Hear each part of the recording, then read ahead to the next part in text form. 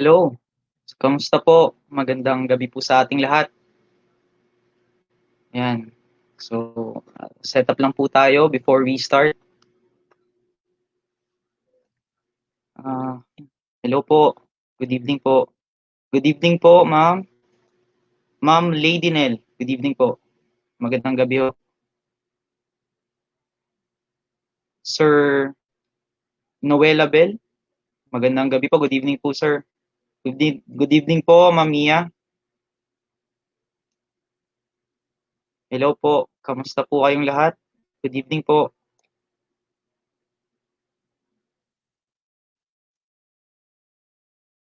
Okay.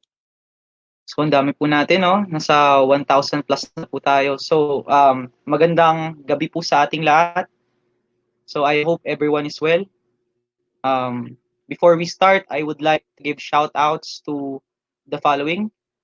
Shout out to the faculty and staff of the Nazareth School of National University, especially our science head, Mr. Ferdinand Valencia. Sir, good evening po. Also to the senior high school faculty, good evening po. Also, I would like to give a shout out to the faculty of FEU Diliman. Good evening po. Also, to the faculty of Siana College, Quezon City. Magandang gabi po sa ating lahat. Salamat po sa pagtutok sa live stream po natin. So, before we start, magkamustahan po muna tayo. Kamusta po ang buhay-buhay po natin? So, right now, we are in the ECQ. Naka-quarantine po tayong lahat ngayon. And I hope everyone is well. Sana po di nagkakasakit lahat. So we are experiencing an unprecedented event, which is COVID-19. So I hope this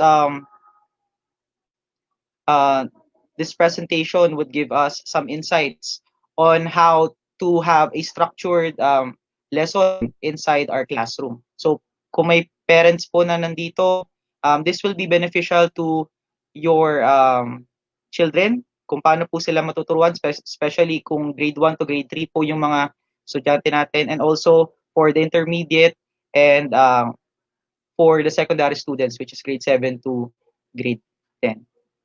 So, ayun lang po. Mukhang marami na po tayo. So, I guess we can start. So, narinig naman po ako, no? So, okay naman po yung audio ko. Pasensya na po kung, ayan, okay naman po. Ayan, marami pong salamat. Sige. So, again, my name is Lawrence Ciretone. I'm a teacher by profession, but a student at heart. Mukha pa po akong estudyante. So, teacher na po ako. Huwag po kayong mag-alala. So, right now, we will be discussing about a practical guide to teaching and learning science at home using the Learn at Home kits. So this video presentation is brought to us by the Vival Group. So everyone, as we all know, COVID-19 is a pandemic that is highly infectious. That's why we are in our homes right now. So work, businesses, and also schools are in shutdown. So halos lahat naka-shutdown na po ngayon. But we must always remember that education and learning, just like food, is very essential to any civilized society. So importante din po na we take into consideration the continuation of learning. So how can we do that if we are confined on our own spaces? So this COVID-19 accelerated the changes in the atmosphere or of our educational system. So this virus had is the litmus test on every school on their preparedness in the change or the transition from traditional learning going to the blended learning, and lastly for online learning as well as distance learning. So kung tatanungin po sarili nyo in your school setup, in your educational system setup, kamusta na po yung pagdi-deal ninyo sa pandemic and how did you cope up with these types of situation? How did you address to teach students even though we do not see them face to face? So yun po yung mga tanong na dapat nating masagot during this pandemic. And again, teachers, as our passion is to teach. So sa mga nakakamiss na po magturo dyan, um, there are kits for us to use and help us to teach our students, even though we do not see them face to face. Okay, so we um, discussed about remote learning and online learning. So online learning is the use of um, the internet and different devices that enable us to teach, okay, without seeing your students or using an online application.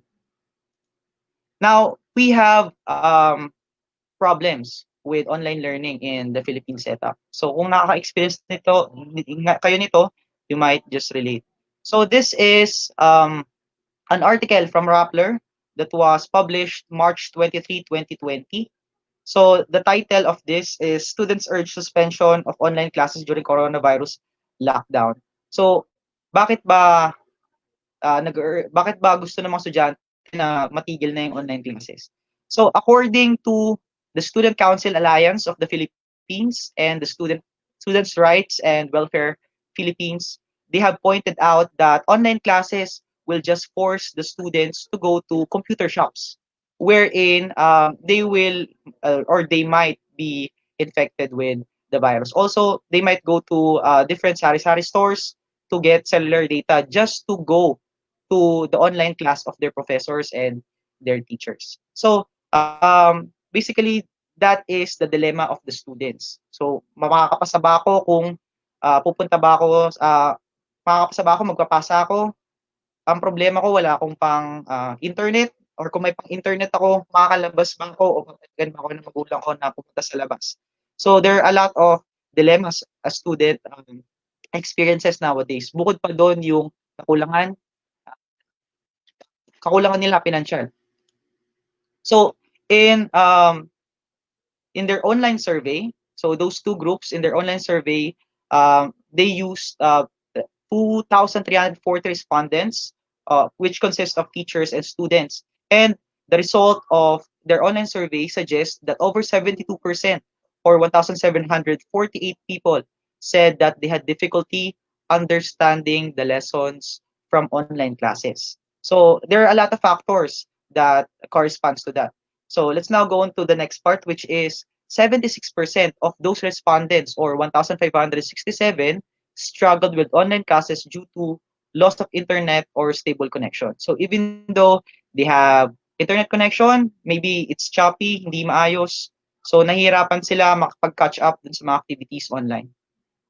In the survey also, there are three obstacles that respondents had faced during online classes. The first one is the large volume of internet-intensive tasks. So 64% of those respondents had experienced this problem. So maybe they are given different learning materials that are very bulky, that cannot be downloaded using low bandwidth.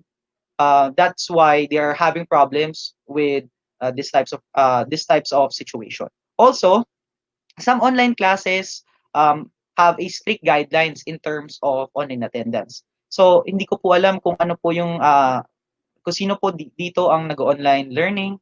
So, maybe some of you are doing online learning and online classes. So according to this article, 43% of the respondents suggested that they have strict guidelines in attendance. So maybe kung sino yung nag-like, sino yung nag-comment, yun yung attendance nila, and kung sino yung nakasali sa online class.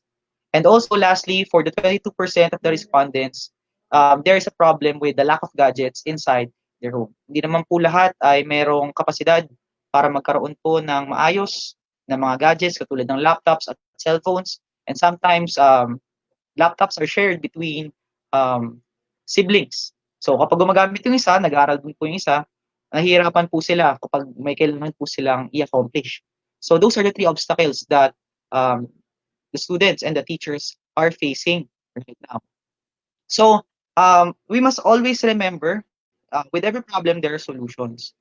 Now we uh, we all know that online learning is very broad. Marami pong spectrum yung online learning. And in my opinion, the two that is that should be focused right now is your synchronous and asynchronous distance learning. So we all know distance learning is a branch of online learning.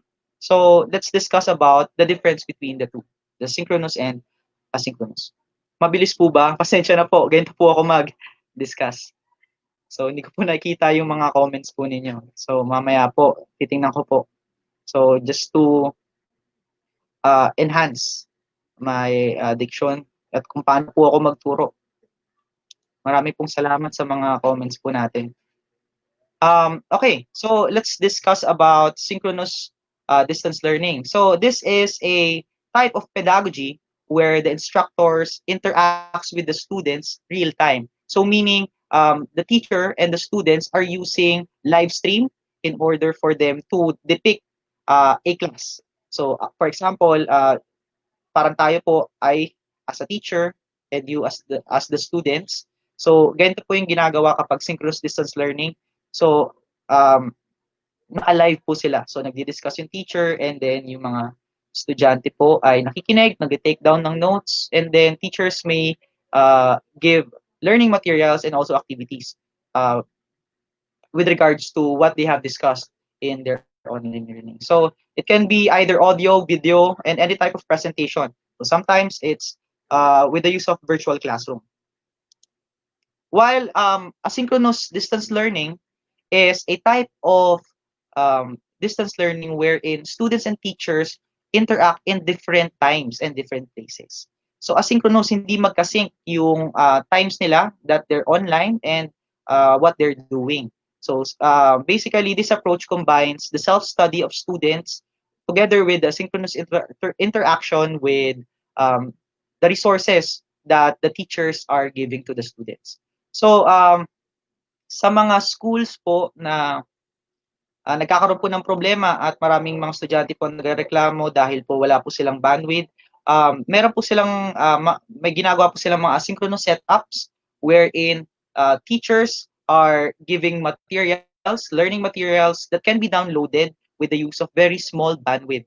So because of that, students can read articles, do their activities in the confines of their home in their own time. So dahil doon, nagkakaroon sila ng leeway para mapasa ng maayos yung mga activities nila at matuto sila at ipasa yung mga activities kung sakasakali na meron na silang appropriate bandwidth at kung nagkaroon ng chance na mag-set sila. So of course, this is very open, masyado siyang maluwag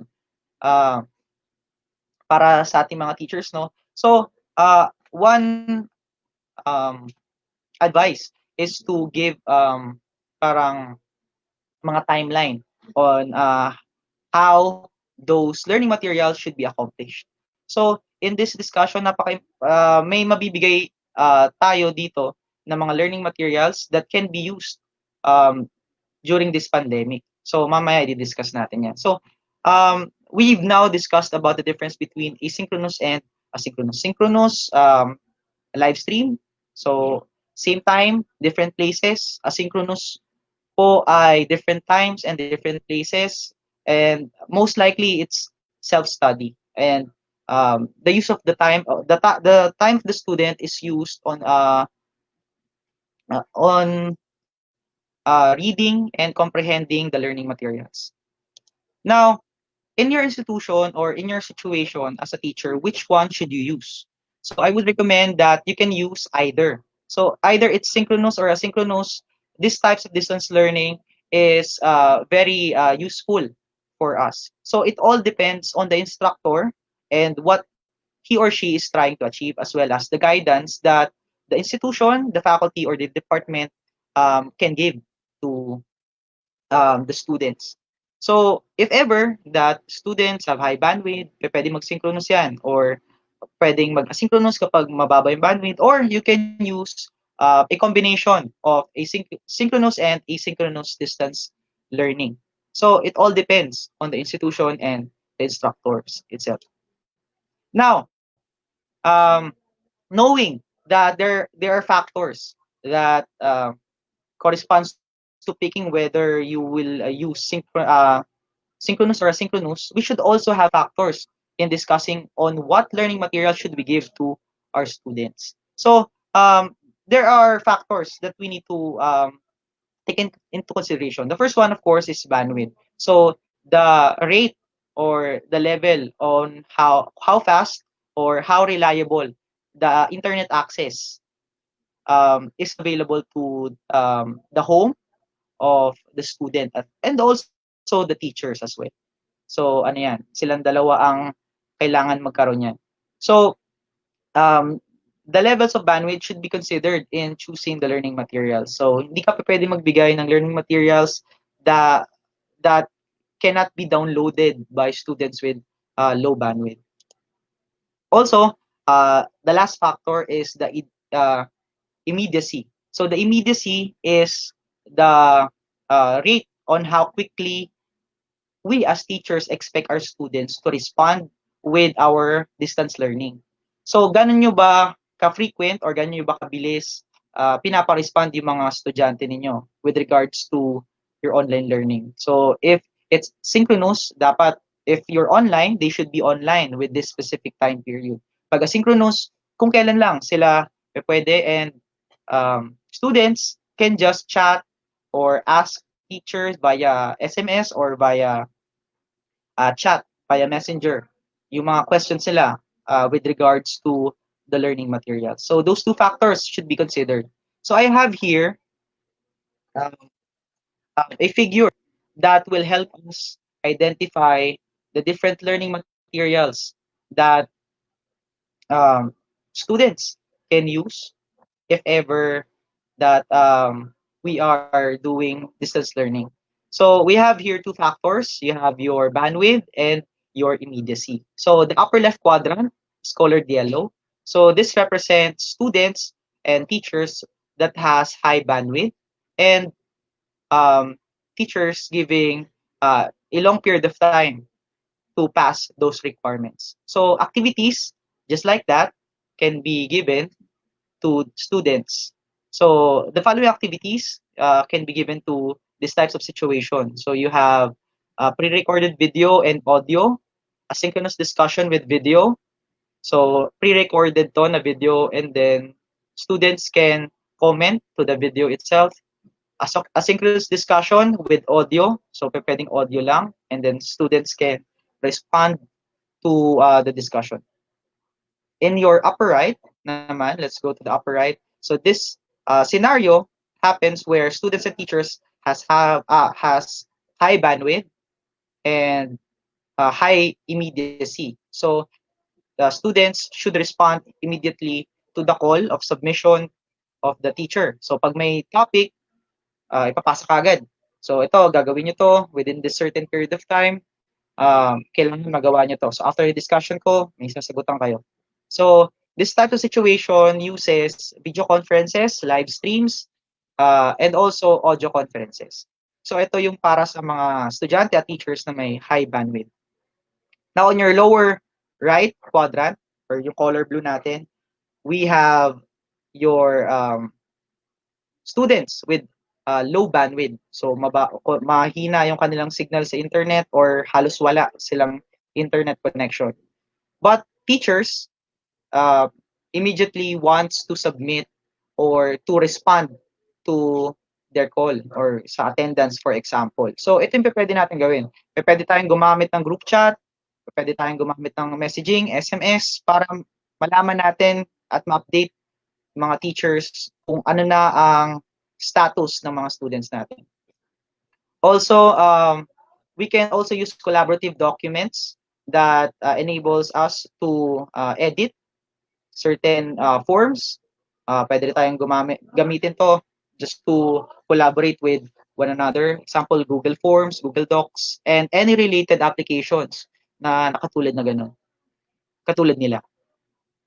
Okay? And lastly, yung pinaka parang pinakawawa sa kanilang lahat, no, in this situation, students with low bandwidth and teachers giving them low immediacy. So ito yung mga teachers in this situation are very helpful to the students, which gives them a lot of time to submit their requirements.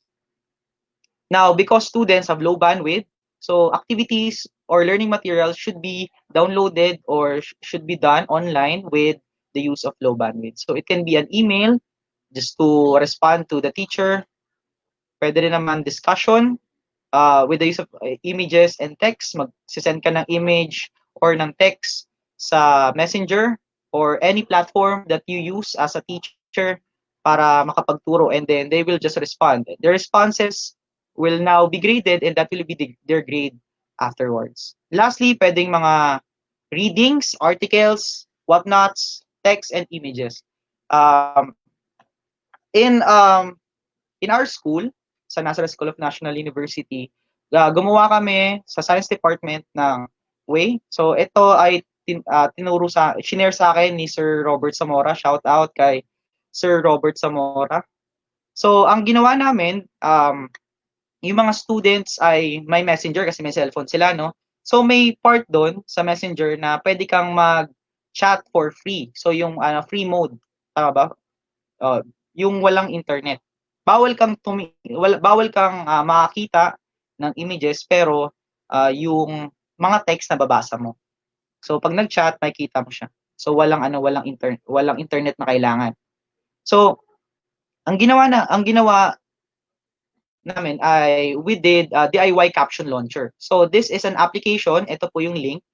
So pwede po kayong pumunta diyan, go to YouTube, get the link of the um, the video that you want to give to your students. Kung walang-wala talaga sila, kung hindi talaga sila pwedeng manood ng YouTube, naka-free messenger lang sila, pwede nyo pong ilagay yung link dito, and then text files will be given. So yung text files sa puto, pwede pong i-copy and then i-paste sa messenger. So pwede po nila mabasa yung video via text. So naka-text file po yan.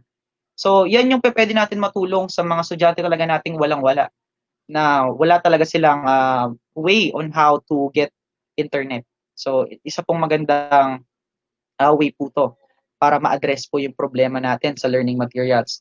And also, learning all this dilemma, the Vibal Group have initiated a public service wherein they have developed learning kits. So ang tawag po dito ay yung Learn at Home project nila. So the Learn at Home project consists of free kits containing learning materials. So the learning material consists of test booklets, activity sheets, supplements also, and teach at home guides. So ano ba yung nasa loob ng mga supplements na yan o nasa kit na yan? So let's discuss.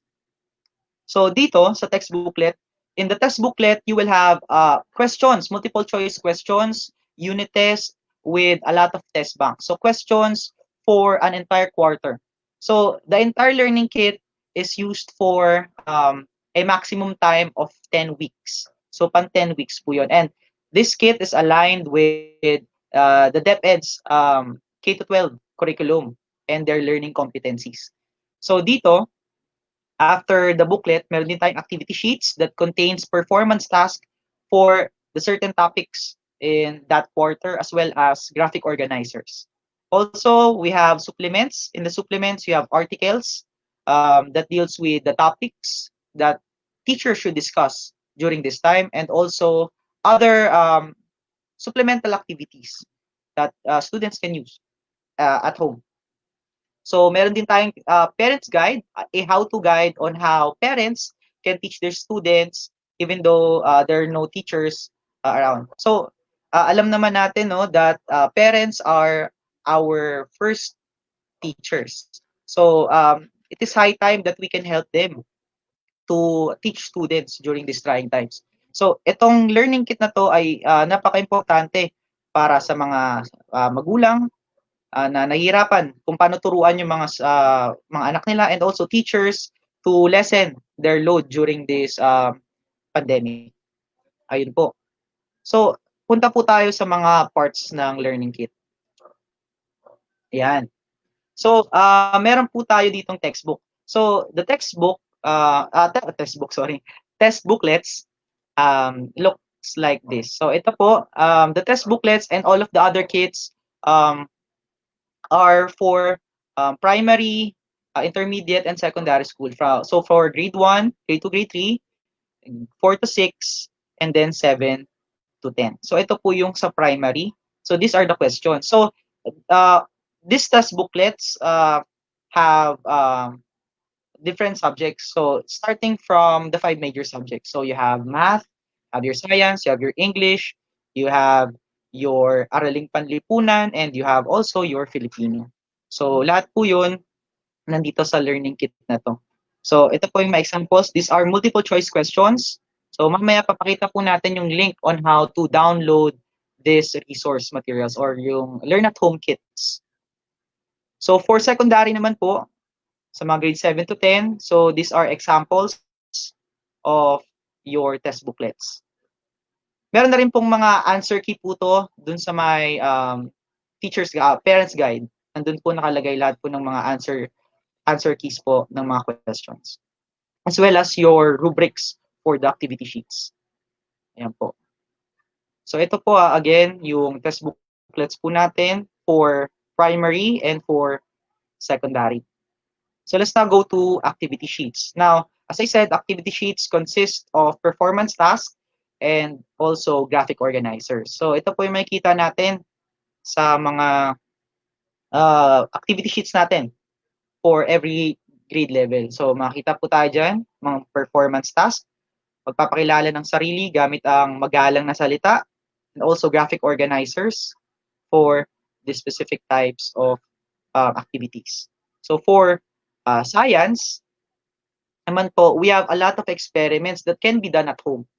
So makikita po natin dito na may mga activities po or experiments for chemistry, physics, biology that can be done at home. And then, pwede nyo pong gawing PETA po performance tasks for grading and also graphic organizers as well. So napaka-importante po nito no for teachers that want to get the grades of their student and still assess the performance if they have learned something. Kailangan po kasi malaman kung kaya po nilang i-transform, makagawa po sila ng product or performance that is due to what they have learned in the topic. So of course, after ng ating activity sheets, meron po tayong supplements. Now, supplements are articles, as I said, and some activities. So, makita po tayo ng mga ganito, mga infographics po, and mga articles that deals with the different concepts in the five major subjects. So, dahil po science po ako, and ito po yung water cycle po, for example, for primary. So, numbers in your body. So, ito po ay pwede rin po sa math.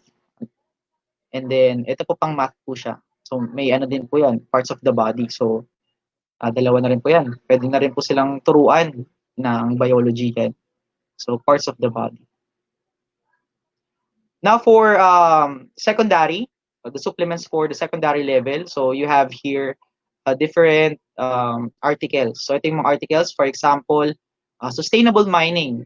So, naka-Philippine setup na rin po yung mga articles natin. So, making the Philippines a pro-environment and pro-people mining zone.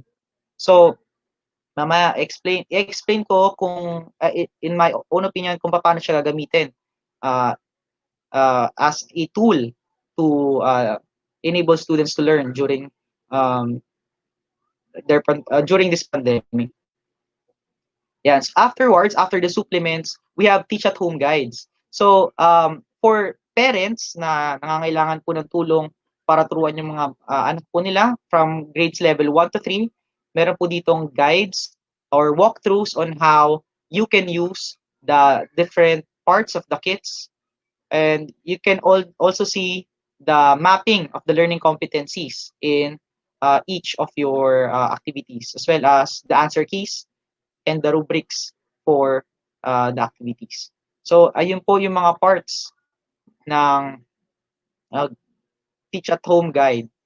So, ito po yung mga makikita natin. May test booklet, answer keys po tayo, activity rubrics, meron po tayong content and learning activities. Ayan po.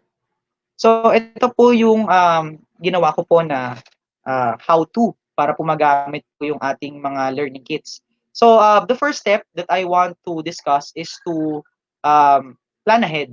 Ito po yung gagawin po natin. So, plan the 10-week activity. So, kung gagamitin po natin to sa asynchronous distance learning, dapat po nakaplan na po tayo kung kailan po natin ilalabas yung mga material o yung mga learning materials po, kailan po natin isi-send, kailan po nila dapat ipasa, kailan yung duration, kung kailan nila dapat pinag-aaralan yun. It's still in their own time, pero kailangan magkaroon po tayo ng structure. Kasi po yung mga bata, minsan nakakalimot po sila kung kailan nila ipapasa. So, let's give the student structure. So, plan ahead. So, plan the 10-week activities that uses the learning kits. So, create your learning plans with the use of the Teach at Home guide. So, all of the parts of the learning kits are designed for 10 weeks. They're all aligned with the DepEd's K-12 curriculum.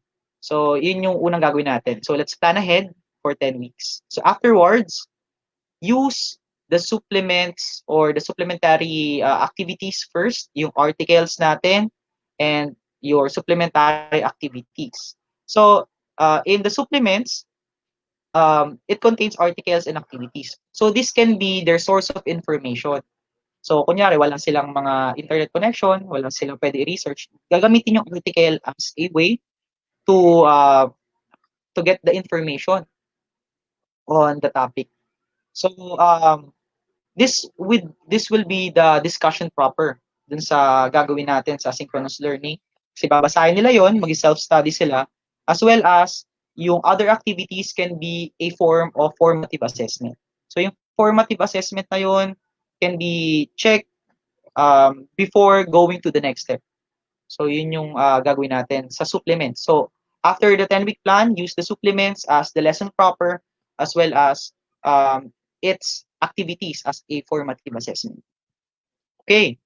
So, after that, punta po tayo sa next part, which is the use of activity sheets. So, yung activity sheets nga po natin is composed of performance tasks for the certain topics within a quarter. So kung ano po yun nandun sa supplements, pwede po nilang magamit yung concepts and information na yun in answering the activity sheets or the performance tasks.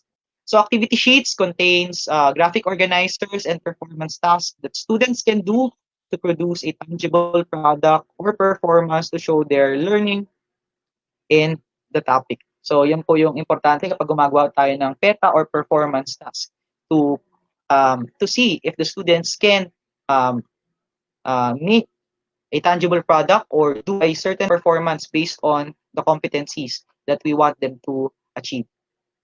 Po. So, yan po yung gagawin natin. So, after supplements, next is activity sheets. So, the next thing that we will use in the learning kits is the use of test booklets. So, ito po yung last part. So, the use of test booklets as a final assessment. So, dahil puro multiple choice question po to, ito po ay isang magandang way to give a final assessment on what they have learned within the 10-week period. So, itong mga tanong po na to, these different questions in the test bank will cover the entire topic of the kit and can be used to assess how much a student learned using the Learn at Home kits. So, wala na po tayong poproblemahin. Meron po na tayong written works, meron po na tayong performance task, and of course, meron na tayong, pwede po natin sabihin na quarterly assessment or final assessment. So, makakagawa na po tayo ng grades po niyan. Yan po. Siyempre, lastly, gagawin po natin pag natapos na, let the students and let yourself relax and unwind, watch a movie, read a book, play an instrument. Pwede rin po tayong uminom ng tsaa. So, relaxation is also important to recharge after learning and after teaching. Lalong-lalo na po stressful mga sitwasyon po natin ngayon. Kasi hindi po tayo makalabas and hindi po natin alam kung anong mangyayari kinabukasan.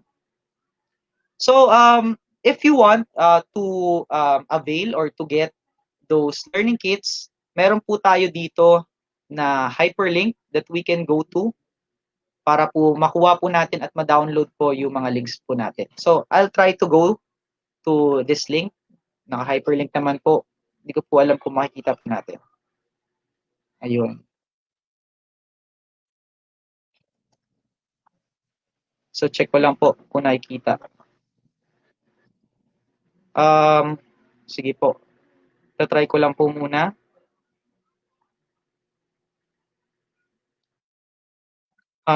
Sorry. Application. So, let's go to, ayan. Try po natin dito.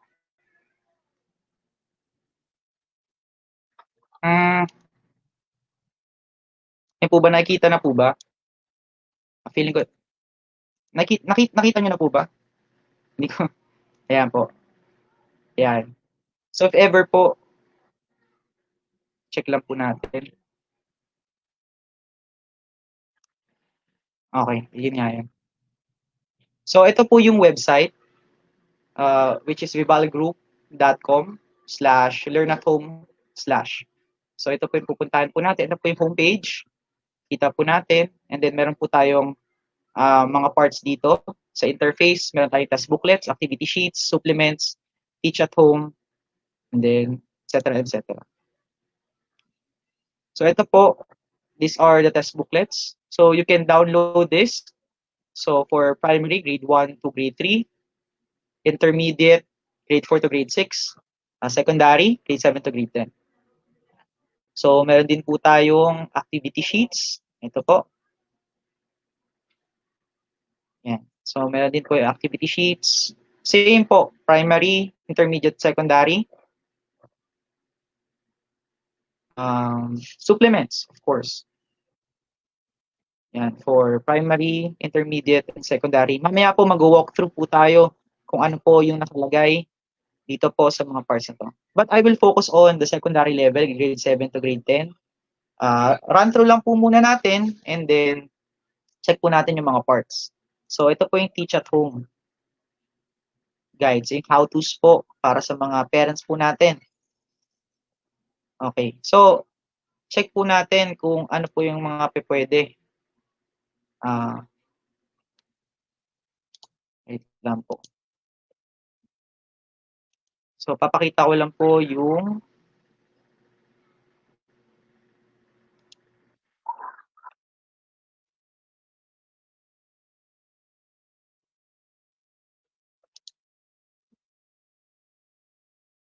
sige. Punta po ako sa ibang application window. Ito po. Ayan po. So, punta po tayo dito sa test booklets.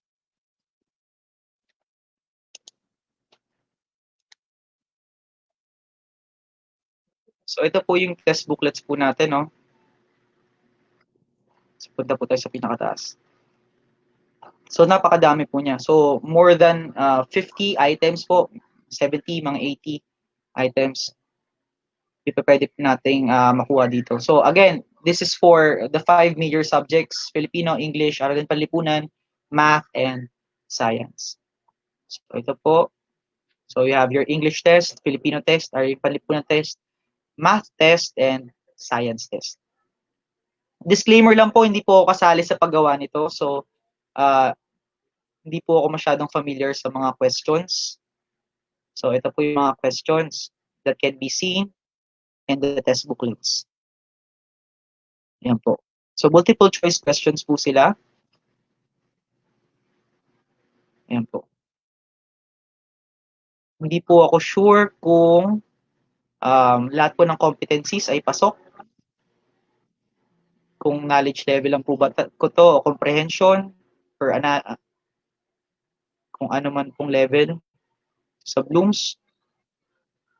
Pero ayun po, ito po yung mga example. So for Araling Panlipunan, ito po, i-ano lang po natin, i-browse lang po natin.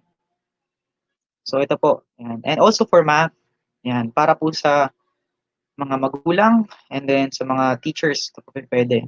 So which of the following sets is an empty set? Questions. Yan po.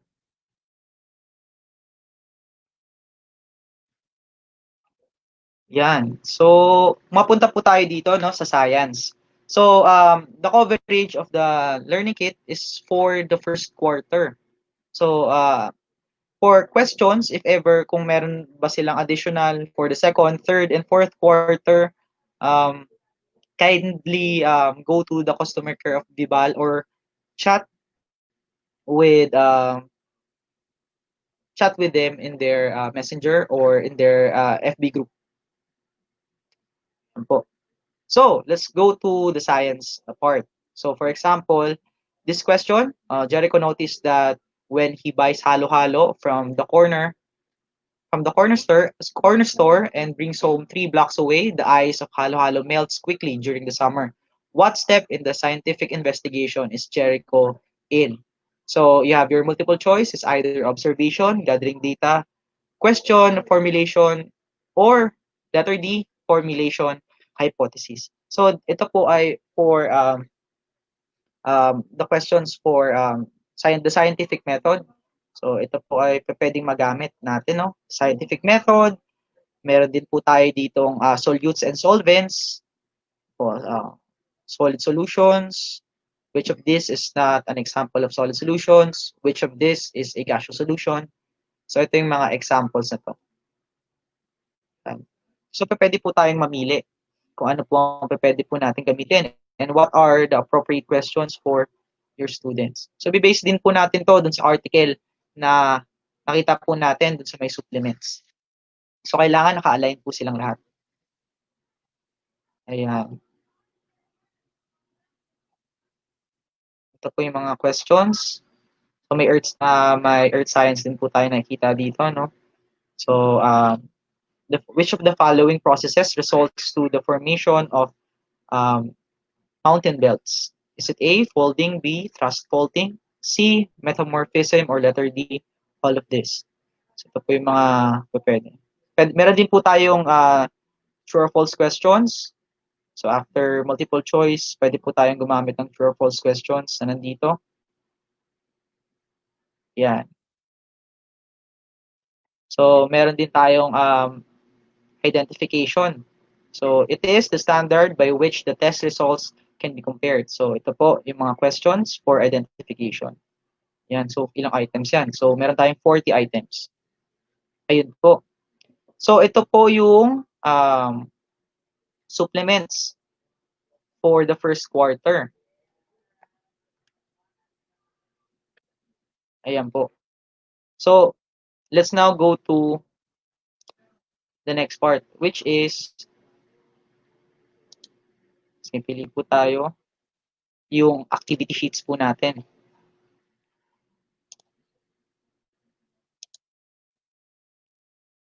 Ito po yung parts ng ating activity sheets. So, they are filled with performance task and their graphic organizers. Balik punta lang po natin yung pinakataas. Ayan po. So, punta po tayo dito sa first quarter for the secondary level. So, ito po ay para sa English. Yan, performance task nila, writing a creation myth. So, you have there the title, the characters, what will be created, plot of the story, and then the ending. So, we also have here the proofreading checklist for checking. Ayan. And para makita ng mga estudyante. Also, writing a script. Yan. These are the different performance tasks for English. Writing an essay. Yan po. So, composing a nonlinear text for the English teachers. Cause and effect diagram. So ito po, pwede po natin magamit to, no? So magaganda po yung visualization ng ating graphic organizers. So mas mapapadali po yung pag-organize nila ng thought and their thought process for these activities. Yan po. For Filipino, ito naman po. So mga mahalagang pangyayari for graphic organizers. KWL, what you know, what you want to know, and what you have learned. So napaka ano po to, gamit na gamit sa ating mga teachers ang KWL. Discussion web. Ito naman po yung fishbone diagram. Yung sanhi at bunga. And also, a story grammar diagram. Yan. Fun fact analyzer. Sa performance task naman po, or sa activity sheets naman po na Araling Panlipunan, ito po ang makikita. Yan po, performance tasks, as well as the different graphic organizers or Araling Panlipunan. Mostly conceptual graphs, bubble map, cycle maps. At ang walang kamatayang fishbone diagram, sanhi at bunga, cause and effect, observation tree. Also, flowcharts are available here, idea wheel, yan, yan, storyboard, so on and so forth for math. Ito po.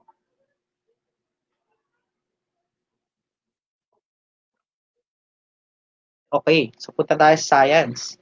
So, dito po sa science, nakita po natin yung mga performance tasks na gagawa po natin dito, no? So, ito pong mga performance tasks na po na to ay pwede po nating magawa sa bahay. Kung hindi naman po, pwede po nating i-improvise yung performance task na ito. So, one example is designing a simple experiment. So, napakasimple po.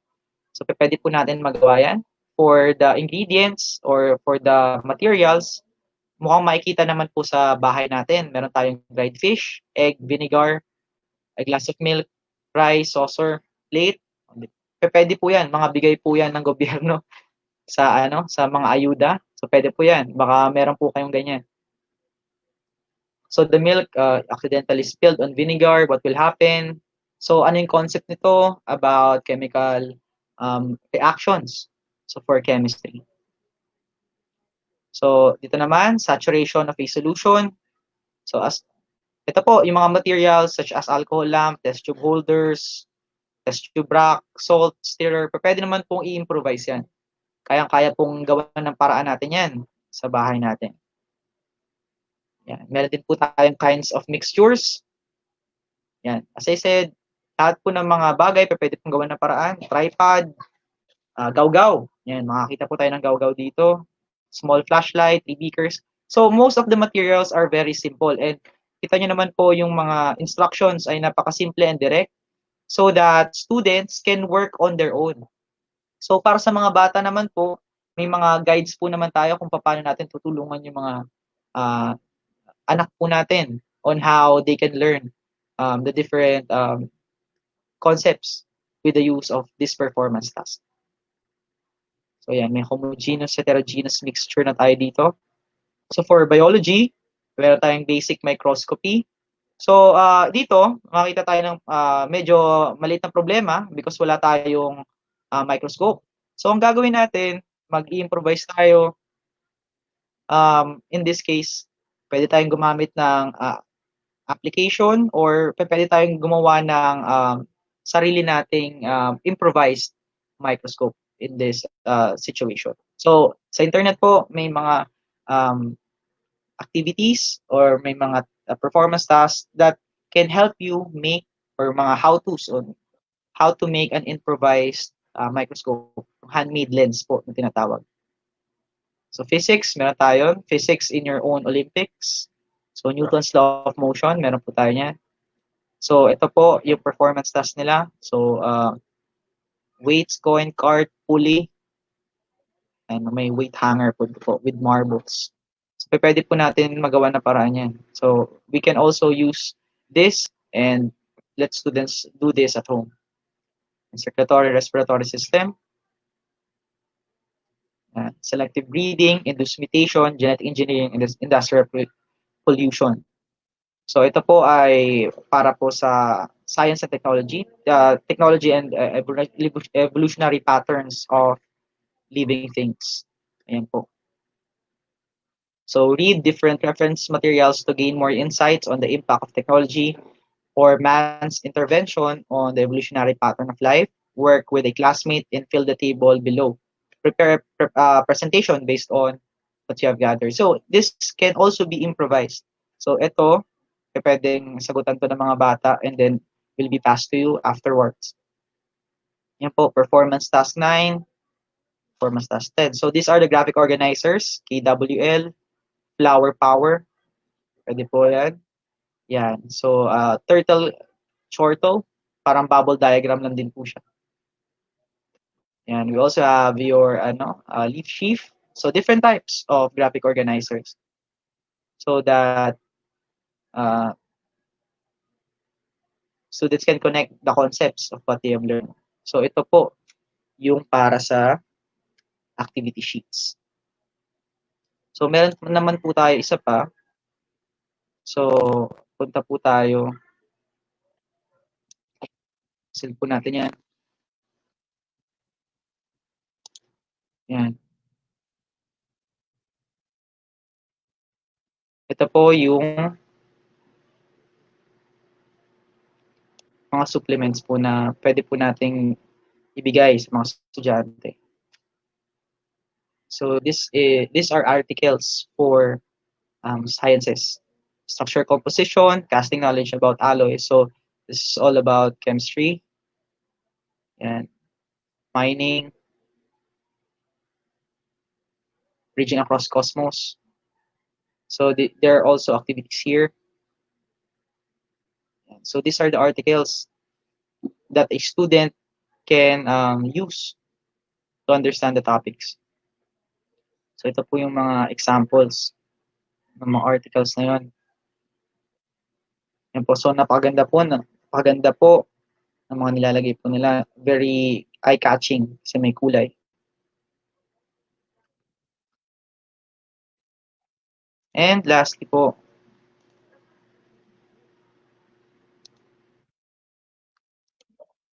yan, yung kanilang mga rubrics.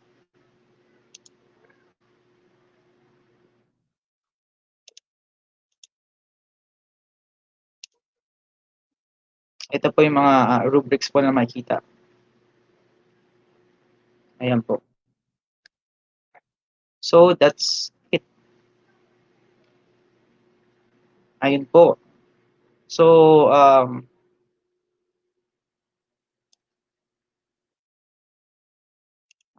window. Okay, so if there are any questions po with regards to the Learn at Home kits, you may email customercare@vibalgroup.com for inquiries. Also, pwede rin po tayong mag-message sa kanila via Messenger, FB, Twitter, or Instagram. So, I hope may natutunan po tayo and I hope this will be a help for you guys for teaching. Marami pong salamat. So, I would like to thank the Vibal Group for enabling me to use this platform to help uh, disseminate the discussion about distance learning. So I hope may natutunan po tayong lahat at meron din po ako natutunan. Marami pong salamat sa inyong lahat. Um, if you have questions po, pwede po kayong mag-comment dito. Wag lang po tungkol sa certificates. Yung certificates po ay mabibigay sa inyo po and please contact the Vibal Facebook page. Yes po. Shoutout po kay Sir Rodwin Shakil Diwa. Thank you for watching. Salamat po. Ah, Marami pong salamat, Ma'am Bianca. Marami pong salamat, Sir Iloy. Ma'am Fritzy, salamat po. Thank you for watching. Maraming pong salamat. I would like to thank yung mga nandito pa rin po so far bago po matapos.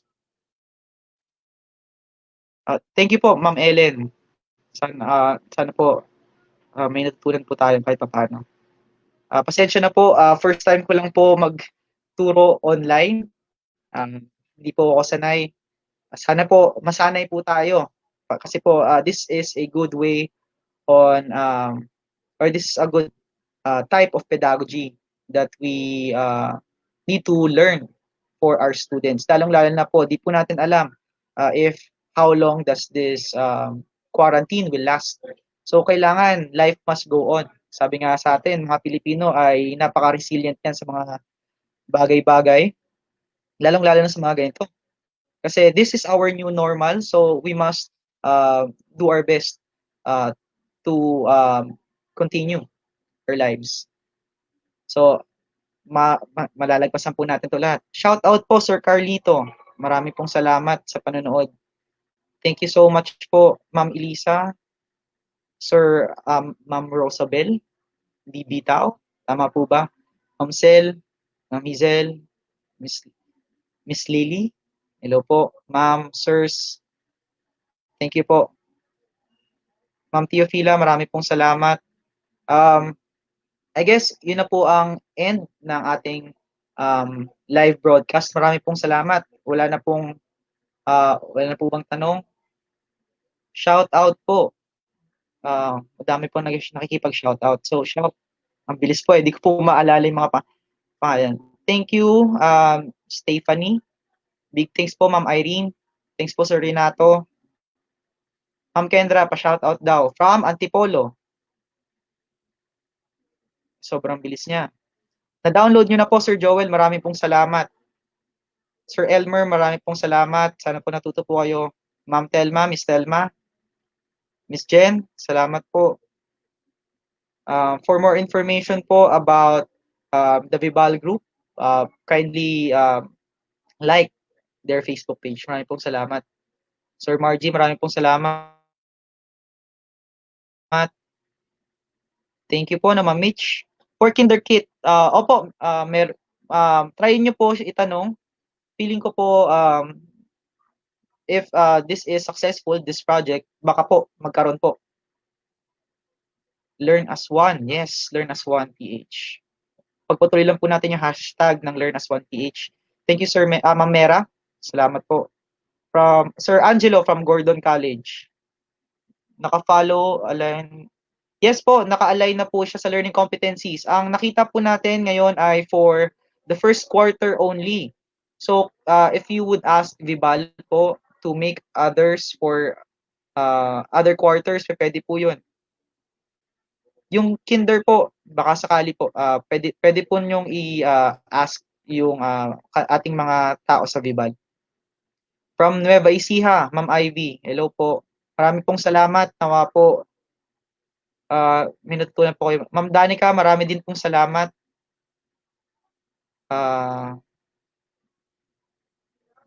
Thank you din po, Ma'am Connie, salamat po. Kathy, Komya, hello po. Sa MAPE po, wala pa pong nakalagay, pero most likely po baka malagyan po nila. So, this is just a start po para sa kanila para po magawa ng mga ganito activities. Yes po, hopefully po yung mga preschool kids po, napaka-importante po yun sa mga bata. Thank you po, Ma'am Larry. Salamat po. And that's it for me, everyone. Ma'am, mga sir, marami pong salamat. Thank you po for listening. I hope naging maayos po yung discussion ko. Maraming salamat po. So ingat po kayong lahat. God bless and always stay safe. Maraming salamat. Pagdadasal ko po kayong lahat.